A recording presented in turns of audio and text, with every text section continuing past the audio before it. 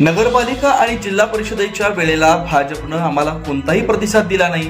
सातारचे पालकमंत्री शंभूराज देसाई यांनी पुन्हा व्यक्त केली खदखद. 16 रोजी होणार शिवसेनेच्या कोर कमिटीची बैठक. मतदानाचा निर्णय मुंबईतच होणार. पालकमंत्री शंभूराज देसाई यांनी स्पष्ट केली भूमिका.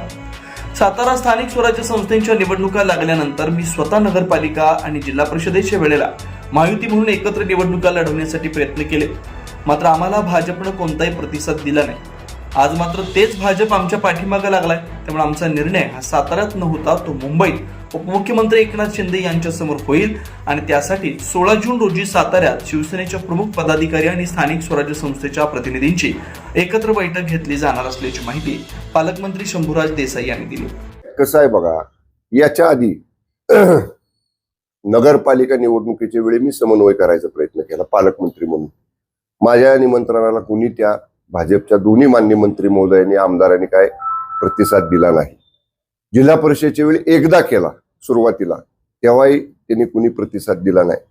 मग जर समजा पालकमंत्री जिल्ह्याचे समन्वय करायसाठी बैठक बोलवतात, तेव्हा तुम्ही म्हणता की तुम्ही येत नाही आणि लगेच समन्वय समिती बैठकीच्याच दिवशी तुम्ही जाहीर करता की स्वबळावर भाजप सत्ता मिळवल.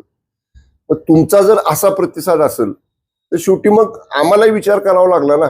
मला देखील आजच बघा वर्तमानपत्रामध्ये समजलं की एका ठिकाणी 11 वाजता जमायला सांगितलेलं आहे शहराच्या जवळच्या एका साखर कारखान्यावरती, आणि तिथून काय पर्यटनासाठी लोक जाणार आहेत असं समजलं मला. मी काय त्याची माहिती घेण्याचा प्रयत्न देखील केलेला नाही. काल आमची प्रमुख जी कोर कमिटी जिल्ह्याची आहे शिवसेनेची, मग संपर्क प्रमुख कणशे साहेब आहेत, संजू बाबा नाईक निंबाळकर साहेब आहेत, राजेंद्र यादव आहेत आणि बाकी आमचे 9-10 सदस्य आहेत, जयवंतराव शेलार.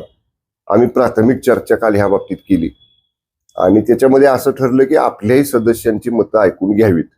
जवळपास 46 मतदान हे शिवसेनेचं आहे जिल्ह्यामध्ये. तर उद्या आम्ही 11 वाजता सर्व सदस्य जे मतदार आहेत त्यांची बैठक बोलवलेली आहे साताऱ्यामध्ये. जी कोर कमिटी आहे म्हणजे आमची 10 लोकांची 11 लोकांची, आम्ही सर्वजण त्यांचं म्हणणं ऐकून घेऊ आणि शेवटी आम्हालाही कोर कमिटीला मर्यादा आहेत. आम्ही त्यांचं म्हणणं आदरणीय एकनाथजी शिंदे साहेबांच्या कानावर घालू आणि मग शेवटी मला असं वाटतंय आमच्या पक्षाचा तरी निर्णय शिवसेनेचा हा मुंबईमध्ये होईल. कारण माननीय शिंदे साहेबांच्याकडे हा विषय सगळा सदस्यांचं मत काय आहे लगोलग आम्ही मिटिंग झाल्या साहेबांच्या कानावर गोपनीय अहवाल पाठवू आणि मग तिथून आम्हाला जो काय आदेश येईल त्याप्रमाणे पुढचं धोरण ठरलं.